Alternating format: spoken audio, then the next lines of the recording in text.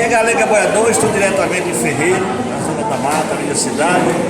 Hoje, graças a Deus, tomando a primeira dose da vacina contra o corona.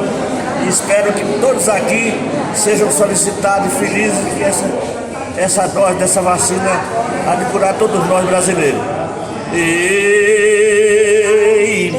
Eu tô aqui em Ferreiro, na zona pernambucana. Graças a Deus a vacina já chegou na nossa zona. Aqui eu me vacinei, não morro mais do corona. Desejo a todos aqui saúde e felicidade, que essa vacina cura todo o povo da cidade e do todo mundo inteiro, com fé em Deus de bondade. Obrigado, todos sejam felizes. Abraço.